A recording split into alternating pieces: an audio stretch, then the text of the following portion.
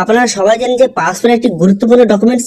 এই পাসপোর্ট দ্বারা আপনি ভারতের বাইরে যদি কোথাও যেতে চান তাহলে পাসপোর্ট লাগে। এছাড়া কিন্তু বিভিন্ন রকম কারেকশন, যেমন কিন্তু আধার কারেকশন অথবা ভোটার কার্ড কারেকশন, এইসব কারেকশন করতে পাসপোর্ট দিয়ে কিন্তু আপনি কারেকশনও করতে পারবেন। সেই জন্য কিন্তু পাসপোর্ট খুবই গুরুত্বপূর্ণ একটা ডকুমেন্টস। তো সেই জন্য আজকে ভিডিওতে আপনাদের দেখাবো নতুন নিয়মে এবং নতুন পদ্ধতিতে কিভাবে আপনি পাসপোর্টের জন্য অ্যাপ্লাই করবেন, তার স্টেপ বাই স্টেপ প্রসেস দেখাবো। এবং পাসপোর্টের জন্য অ্যাপ্লাই করতে গেলে আপনার কি কি ডকুমেন্টস লাগবে, কত টাকা লাগবে এবং কিভাবে আবেদন করবেন তার স্টেপ বাই স্টেপ প্রসেস দেখাবো।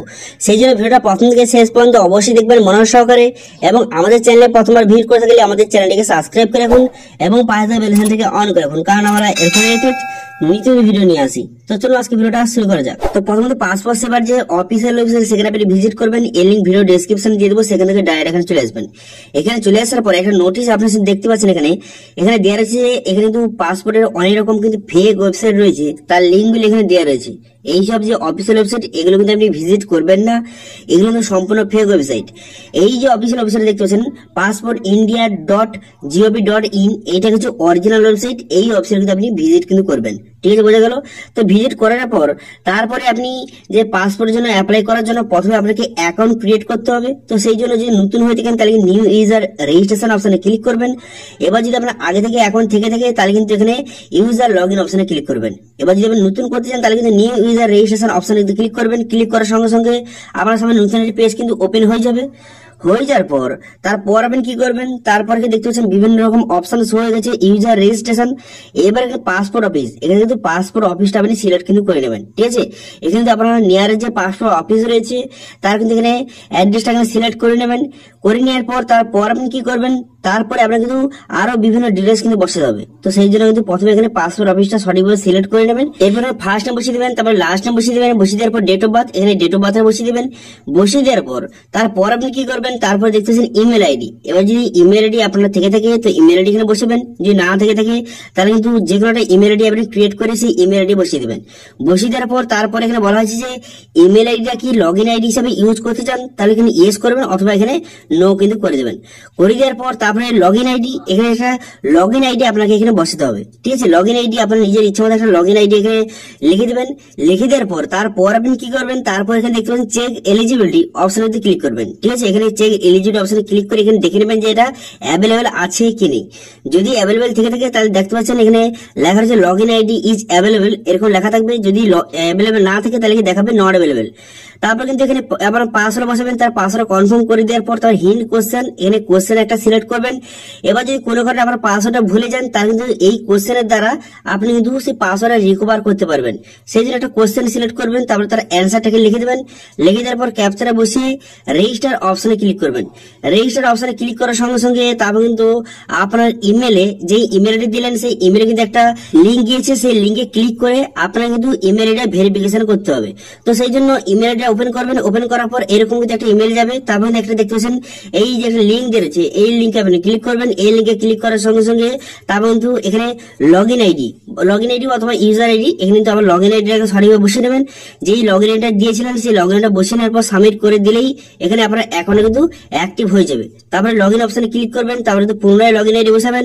লগ ইন আইডি বসিয়ে দেওয়ার পর তারপরে কন্টিনিউ বাটনে ক্লিক করবেন। কন্টিনিউ বাটনে ক্লিক করে দেওয়ার পর তার যেই পাসওয়ার্ডটা আপনি যেখানে দিয়েছিলেন সেই পাসওয়ার্ডটা বসিয়ে ক্যাপচাটা বসিয়ে লগ ইন বাটনে ক্লিক করবেন। লগ ইন বাটনে ক্লিক করে দেওয়ার সঙ্গে সঙ্গে এমনটি পেজ আপনার সামনে ওপেন হয়ে যাবে। তারপরে দেখতে পাচ্ছেন এখানে আপনি যদি নতুন পাসপোর্টের জন্য অ্যাপ্লাই করছেন তাহলে অ্যাপ্লাই ফর ফ্রেশ পাসপোর্ট বলে অপশন রয়েছে, এই অপশনে ক্লিক করবেন।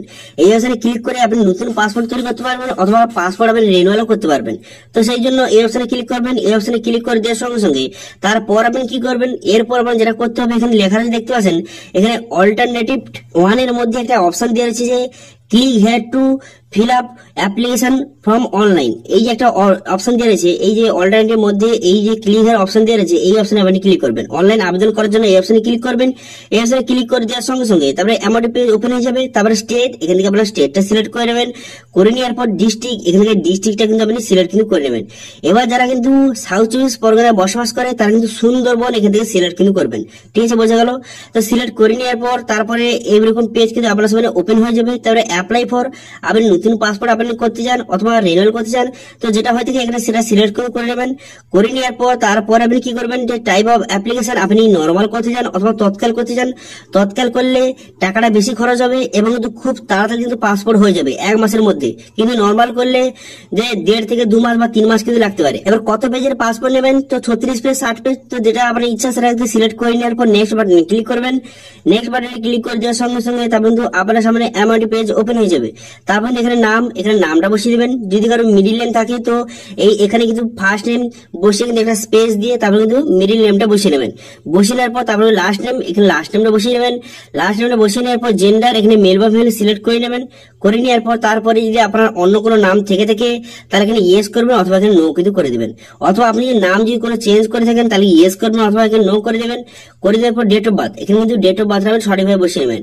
ডেট অফ বার্থটা বসিয়ে নেওয়ার পর তারপরে কিন্তু আপনি যে ইন্ডিয়ার বাইরে কিন্তু যদি থেকে থাকেন তাহলে কিন্তু ইয়েস করবেন অথবা এখানে নো কিন্তু করে দেবেন। ঠিক আছে, যদি আপনি ইন্ডিয়ার বাইরে থেকে থাকেন তাহলে ইয়েস করবেন অথবা এখানে নো করে দেবেন। করে দেওয়ার পর তারপরে কিন্তু আপনার ভিলেজ, আপনার যেখানে জন্মগ্রহণ করেছেন তার অ্যাড্রেস বসে হবে, তো ভিলেজের নামটা এখানে বসিয়ে দেবেন। বসিয়ে দেওয়ার পর তারপর আপনি কি করবেন, তারপর এখানে স্টেট, এখানে স্টেট সিলেক্ট করবেন, তারপর ডিস্ট্রিক্ট সিলেক্ট করবেন। তারপর কিন্তু ম্যারিটাল স্ট্যাটাস আপনি বিবাহিত বা অবিবাহিত এখানে সিলেক্ট কিন্তু করবেন। করে নেওয়ার পর তারপর কি করবেন, এখানে দেখতে পাচ্ছেন সিটিজেনশিপ অফ ইন্ডিয়া, এখানে আপনি ভারতীয় জন্মগ্রহণ করে থাকেন তাহলে কিন্তু এখানে বার্থ এখানে সিলেক্ট করবেন। করে দেওয়ার পর তারপরে প্যান কার্ড, এখানে তো প্যান কার্ড নাম্বার বসাবেন, তারপরে ভোটার কার্ড নাম্বারটা সঠিকভাবে বসিয়ে দেবেন। বসিয়ে দেওয়ার পর এমপ্লয়মেন্ট টাইপ, এখানে আপনি কি কাজ করেন এখান থেকে সিলেক্ট কিন্তু করবেন। কোনো যদি গভর্নমেন্ট এমপ্লয় হয়ে থাকেন অথবা যদি সেলফ এমপ্লয় হয়ে থাকেন অথবা যে কোনো আপনি কাজ করে থাকেন এখানে সিলেক্ট কিন্তু করে নেবেন। করে নেওয়ার পর তারপর এখানে বলা হয়েছে যে আপনার বাবা মা যদি কেউ গভর্নমেন্ট এমপ্লয় হয়ে থাকে তাহলে কিন্তু ইয়েস করবেন অথবা এখানে নো কিন্তু করবেন। ঠিক আছে, এখান থেকে আপনি ইয়েস অথবা নো এখানে করে দেবেন। করে দেওয়ার পর তারপর আপনি কি করবেন, তারপরে এডুকেশন কোয়ালিফিকেশন, আপনার এডুকেশন কোয়ালিফিকেশন এখানে সিলেক্ট করে নেবেন। আপনি কতদূর পড়াশোনা করেছেন, আপনি মাধ্যমিক পাস করেছেন অথবা উচ্চ মাধ্যমিক গ্রাজুয়েশন যেটা হয়ে থাকে এখানে সিলেক্ট কিন্তু করে নেবেন। করে নেওয়ার পর তারপরে দেখতে পাচ্ছেন ভেরি ভেরি ইম্পর্টেন্ট এই যে জায়গাটা, তো এখানে লেখা রয়েছে যে আপনি কি নন ইসিআর ক্যাটাগরি। এবার ইসিআর আর নন ইসিআর মধ্যে পার্থক্য হলো যারা কিন্তু মাধ্যমিকের নিচে যারা তারা কিন্তু ইসিআর ক্যাটাগরি এবং যারা কিন্তু মাধ্যমিকের উপরে যারা তারা কিন্তু নন ইসিআর ক্যাটাগরি। তো এখানে আপনি যদি মাধ্যমিক যদি নিচে পাস করেছেন তাহলে কিন্তু এখানে নো করবেন। এবার যদি আপনি মাধ্যমিকের উপরে পাস করেছেন তাহলে কিন্তু এখানে ইয়েস বাটনে ক্লিক করবেন। যেহেতু আমি গ্রাজুয়েশন সিলেক্ট করেছি সেজন্য কিন্তু আমি ইয়েস বাটনে এখানে ক্লিক করে দেবো। করে দেওয়ার পর তারপর আপনি কি করবেন, তারপর এখানে দেখতে পাচ্ছেন আপনার শরীরে যদি কোন রকম যদি মার্ক থেকে থাকে তাহলে এখানে লিখে দেবেন। এরা যদি না থেকে থাকে তাহলে এখানে নো কিন্তু লিখে দেবেন। তারপর এখানে কিন্তু আপনার আধার কার্ড নাম্বার বসিয়ে দেবেন। বসিয়ে দেওয়ার পর ইয়েস বাটনে ক্লিক করে দেওয়ার পর তারপর নেক্সট বাটনে ক্লিক করবেন। নেক্সট বাটনে ক্লিক করে দেওয়ার সঙ্গে সঙ্গে তারপর কিন্তু আপনার সামনে এমআরটি পেজ ওপেন হয়ে যাবে। এরপর কি করবে, এখানে ফ্যামিলি ডিটেইলস কিন্তু বসাতে হবে। প্রথমে কি করবে, এখানে বাবার নাম, এখানে কিন্তু বাবার নামটা বসিয়ে দেবেন। এখানে ফার্স্ট নেম এবং মিডল নেম যদি থেকে থাকে মিডল নেম বসিয়ে দেবেন। তারপরে লাস্ট নেম বসিয়ে দেবেন। তারপরে মায়ের ফার্স্ট নেম লাস্ট নেম বসিয়ে দেবেন। বসিয়ে দেওয়ার পর লিগাল যে গার্ডিয়ান কে যদি বাবা হয়ে থাকে তাহলে বাবার এখানে ফার্স্ট নেম এবং লাস্ট নেমটা বসিয়ে দেবেন। বসিয়ে দেওয়ার পর তারপর আপনি কি করবেন, তারপর কিন্তু নেক্সট বাটনে ক্লিক করবেন। নেক্সট বাটনে ক্লিক করে দেওয়ার সঙ্গে সঙ্গে তারপর কিন্তু আপনার সামনে এমআরটি পেজ ওপেন হয়ে যাবে। তারপর কিন্তু এখানে দেখতে পাচ্ছেন প্রেজেন্ট রেসিডেন্সিয়াল অ্যাড্রেস আপনাকে বসাতে হবে। তো সেই জন্য এখানে কি করবেন, এখানে আপনার হাউস নেম এবং স্ট্রিট নেমটা কিন্তু বসিয়ে নেবেন। বসিয়ে নেওয়ার পর ভিলেজ, এখানে ভিলেজের নামটা এখানে বসিয়ে নেবেন। বসিয়ে নেওয়ার পর স্টেট, এখানে ডিস্ট্রিক্টের নাম বসিয়ে নেবেন। তারপর পুলিশ স্টেশন এখানে নামটা সিলেক্ট করে নেবেন। করে নেওয়ার পর তার পিনকোড, তার মোবাইল নাম্বার, তারপর ইমেল আইডি এখানে বসিয়ে কিন্তু তারপর কি করবেন, এই যে উপরে অ্যাড্রেসটা বসাবেন এটা কিন্তু আপনার পার্মানেন্ট যদি অ্যাড্রেস হয়ে থাকে তাহলে ইয়েস করবেন অথবা এখানে নো কিন্তু করে দেবেন। যদি ইয়েস করে থাকেন তার পরেরটাও আপনি ইয়েস করবেন। ইয়েস করে দেওয়ার পর তারপর আপনি কি করবেন, তারপর কিন্তু নেক্সট বাটনে ক্লিক করবেন। নেক্সট বাটনে ক্লিক করে দেওয়ার সঙ্গে সঙ্গে তারপর কিন্তু আপনার সামনে এমআরটি পেজ ওপেন হয়ে যাবে। তারপরে এখানে ওকে করে দেবেন। তারপরে এখানে ওকে করে দেবেন। করে দেওয়ার সঙ্গে সঙ্গে নেক্সট পেজে আপনাকে নিয়ে চলে যাবে। এবারে ইমার্জেন্সি কন্ট্যাক্ট হিসেবে একজনের ডিটেইলস কিন্তু বসাতে হবে। তো আপনার ফ্যামিলির যে কারো ডিটেইলস বসাতে পারেন অথবা পাড়া প্রতিবেশী অথবা বন্ধু বান্ধবের ডিটেইলস কিন্তু এখানে বসাতে পারেন, কোনো রকম সমস্যা নেই। তো তার নাম, এখানে মোবাইল নাম্বার বসিয়ে এখানে নেক্সট বাটনে ক্লিক করবেন। নেক্সট বাটনে ক্লিক করার সঙ্গে সঙ্গে তারপরে এখানে যে আইডেন্টি সার্টিফিকেট অথবা পাসপোর্ট ডিটেইলস, তো আপনি যদি আগে থেকে পাসপোর্ট কোনো তৈরি করে থাকেন তাহলে এখানে কিন্তু ইয়েস করবেন অথবা এখানে নো করে দেবেন। তারপর এখানে ডিটেইলস যে নট অ্যাভেলেবল এটা কিন্তু সিলেক্ট করবেন, যেহেতু আপনি নতুন পাসপোর্ট নেই সেই জন্য কিন্তু এটা সিলেক্ট করবেন। তারপরেটাও এটাও নো করে দেবেন, যেহেতু আপনি নতুন করছেন সেই জন্য কিন্তু এখানে সবগুলো নো কিন্তু করে দেবেন। করে দেওয়ার পর তারপরে কিন্তু আপনি নেক্সট বাটনে ক্লিক করবেন। নেক্সট বাটনে ক্লিক করে দেওয়ার সঙ্গে সঙ্গে তারপরে আপনার নামে যদি কোনো ক্রিমিনাল রেকর্ড থেকে থাকে তাহলে ইয়েস করবেন অথবা সবগুলো আপনি একে একে কিন্তু নো কিন্তু করে দেবেন। ঠিক আছে, দেখতে পাচ্ছেন সবগুলো কিন্তু এইভাবে নো করে দেবেন। সবগুলো কিন্তু নো করে দেওয়ার পর তারপর আপনি কি করবেন, তারপর এখানে নেক্সট বাটনে ক্লিক করবেন। নেক্সট বাটনে ক্লিক করে দেওয়ার সঙ্গে সঙ্গে আপনার পাসপোর্টে কিন্তু সমস্ত ডিটেলসটা এইভাবে শো হয়ে গেল। আপনি সমস্ত ডিটেলসটা দেখে নেওয়ার পর তারপর নেক্সট বাটনে ক্লিক করবেন। নেক্সট বাটনে ক্লিক করে দেওয়ার পর ডকুমেন্ট সিলেক্ট করতে হবে। তো প্রুফ অফ বার্থ হিসাবে আপনি কোন ডকুমেন্টস ইউজ করতে চান এখান থেকে ডিটেলস কিন্তু সিলেক্ট করে নেবেন। আপনি কিন্তু ভোটার কার্ড দিতে পারেন, আধার কার্ড দিতে পারেন। তো যেটা আপনার কাছে আছে সেটা কিন্তু এখানে সিলেক্ট কিন্তু করে নেবেন। তো আমি আধার কার্ড সিলেক্ট করলাম, তারপর ওকে করে দেবেন। তারপরে দেখতে পাচ্ছেন যে প্রুফ অফ রেসিডেন্সের অ্যাড্রেস হিসাবে কোন ডকুমেন্ট সিলেক্ট করতে চান। তো যেহেতু আমি আগে আধার কার্ড দিয়েছি সেই জন্য কিন্তু পরেরটা আমি এপিক কার্ড দিয়ে দিলাম। তো দুটো কিন্তু আলাদা আলাদা ডকুমেন্টস কিন্তু আপনি সিলেক্ট করবেন। ঠিক আছে, এরপর প্লেস, এখানে প্লেসটা কিন্তু আপনি বসিয়ে নেবেন। প্লেসটা বসিয়ে নেওয়ার পর তারপর আপনি কি করবেন, তারপর এখানে কিন্তু আই এগ্রি ঠিক ছিল মেরে দেওয়ার পর সাবমিট ফর্ম অপশন কিন্তু ক্লিক করবেন। সাবমিট ফর্ম অপশনে ক্লিক করে দেওয়ার সঙ্গে সঙ্গে তারপর কিন্তু নেক্সট পেজ আপনার সামনে এইভাবে ওপেন হয়ে যাবে। আপনার অ্যাপ্লিকেশনটা সাকসেসফুলি ভাবে সাবমিট হয়ে গেল। এরপরে কিন্তু এখানে পে এন্ড শিডিউল অ্যাপয়েন্টমেন্ট কিন্তু অপশনে কিন্তু ক্লিক করবেন। এই অপশনে ক্লিক করার সঙ্গে সঙ্গে তারপর কিন্তু এখানে যে অনলাইন পেমেন্ট এখানে এসবিআই দেখে লেখা আছে দেখতে পাচ্ছেন, এই অপশনটা আপনি সিলেক্ট করবেন। এই অপশন সিলেক্ট করে নেওয়ার পর নেক্সট বাটনে ক্লিক করবেন। নেক্সট বাটনে ক্লিক করে দেওয়ার সঙ্গে সঙ্গে তারপর কিন্তু আপনার সামনে নতুন একটি পেজ কিন্তু এইভাবে ওপেন হয়ে যাবে। হয়ে যাওয়ার পর তারপর পুনরায় এখানে নেক্সট বাটনে ক্লিক করবেন। নেক্সট বাটনে ক্লিক করে দেওয়ার পর যে শিডিউল অ্যাপয়েন্টমেন্ট আপনাকে বুক করার জন্য আপনি নিচে দিকে আসবেন। নিচে দিকে আসার পর এবার দেখতে পাচ্ছেন এখানে লোকেশন। তো আপনার নিয়ারের যে পাসপোর্ট অফিস রয়েছে সেটা কিন্তু আপনি সিলেক্ট কিন্তু করে নেবেন। ঠিক আছে, আপনার নিয়ারের যে পাসপোর্ট অফিস এখান থেকে সিলেক্ট করে নেবেন। এখানে সিলেক্ট করে নেওয়ার পর তারপর আপনি কি করবেন, তারপরে এখানে তার ডিটেলস কিন্তু দেওয়া রয়েছে যে কোন পাসপোর্ট অফিসে কবে অ্যাভেলেবেল, এখানে ডিটেলস কিন্তু দেওয়া রয়েছে। এখান থেকে আপনি দেখেও কিন্তু নিতে পারবেন। তারপরে পাসপোর্ট অফিসটা সিলেক্ট করে নেওয়ার পর তারপর এখানে কিন্তু ক্যাপচা বসাবেন। এখানে ক্যাপচাটা বসিয়ে এখানে নেক্সট বাটনে ক্লিক করবেন। নেক্সট বাটনে ক্লিক করে দেওয়ার সঙ্গে সঙ্গে তারপরে কিন্তু নেক্সট পেজ আপনার সামনে ওপেন হয়ে যাবে। হয়ে যাওয়ার পর তারপরে এখানে কিন্তু ডেট, কোন ডেটে আপনি পাসপোর্ট সেবা কেন্দ্রে আপনি ভিজিট করতে চান তো সেই ডেটটা কিন্তু এখানে সিলেক্ট কিন্তু করবেন এবং আপনার কিন্তু 1,500 টাকা কিন্তু পেমেন্ট কিন্তু করতে হবে। তো তার আগে এখানে ডেটটা সিলেক্ট করবেন। তো যেগুলো লাল হয়েছে সেগুলো অ্যাভেলেবেল নেই, যেগুলো কিন্তু সবুজ হয়ে আছে সেগুলো কিন্তু অ্যাভেলেবেল রয়েছে। তো সেই জন্য যেগুলো সবুজ হয়েছে তার মধ্যে একটা ডেট কিন্তু এখান থেকে আপনি সিলেক্ট কিন্তু করে নেবেন। তো করে নেওয়ার পর তারপর আপনি কি করবেন, তারপর এখানে পে এন্ড বুক অ্যাপয়েন্টমেন্ট বলে অপশন রয়েছে, এই অপশনে ক্লিক করবেন। এই অপশনে ক্লিক করে দেওয়ার পর এখানে ওকে আন্ডারস্ট্যান্ড অপশনে ক্লিক করবেন। ক্লিক করার সঙ্গে সঙ্গে সরাসরি আপনাকে পেমেন্টের পেজে কিন্তু নিয়ে চলে যাবে।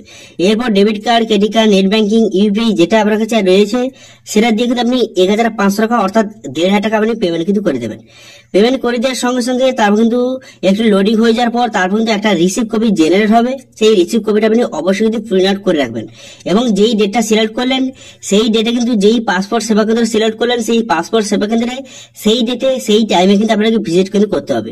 তো সেখানে কি কি নিয়ে যাবেন, যে রিসিভ কপিটা বেরোলো সেটা নিয়ে যাবেন এবং যেই যে ডকুমেন্টসগুলি আপনি এখানে ডকুমেন্টসগুলি সিলেক্ট করেছেন সেগুলো যেমন কিন্তু আপনার আধার কার্ড, ভোটার কার্ড সবগুলো কিন্তু অরিজিনাল। আধার কার্ড, ভোটার কার্ড, আপনার জন্ম সার্টিফিকেট সমস্ত যত ডকুমেন্টস আপনার রয়েছে এবং মাধ্যমিকের যে আপনার যে মার্কশিট হয়ে থাকে বা আপনার অ্যাডমিট সমস্ত অরিজিনাল ডকুমেন্টস কিন্তু সেখানে নিয়ে যাবেন। ঠিক আছে, কোনো ডকুমেন্টস কিন্তু বাদ দেবেন না, সবগুলো ডকুমেন্টস সেখানে নিয়ে যাবেন। নিয়ে যাওয়ার পর সেখানে কিন্তু পাসপোর্ট সেবা কেন্দ্রে সেই সব ডকুমেন্টস কিন্তু ভেরিফিকেশন করা হবে এবং আপনার ফটো কিন্তু তুলবে।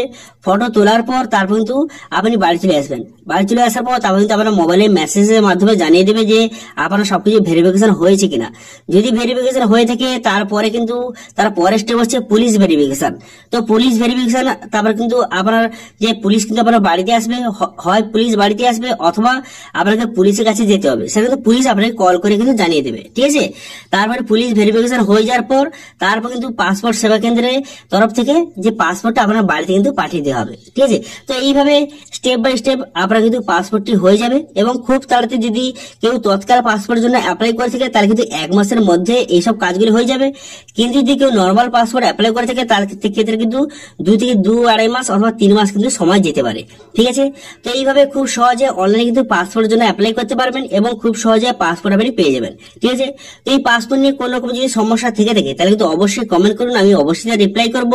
এবং আজকে ভিডিওটা ভালো লেগে থাকলে ভিডিওকে লাইক করে দেবেন এবং ভিডিও কিন্তু বন্ধুর সঙ্গে শেয়ার করে দেবেন এবং আমাদের চ্যানেলে প্রথমবার ভিজিট করে থাকলে আমাদের চ্যানেলটিকে সাবস্ক্রাইব করে রাখুন এবং পাশে থাকা বেল আইকনটিকে অন করে রাখুন, কারণ আমরা নিত্য ভিডিও নিয়ে আসি। আজকে ভিডিওটা এই পর্যন্ত, দেখা হচ্ছে নেক্সট ভিডিওতে। Thank you.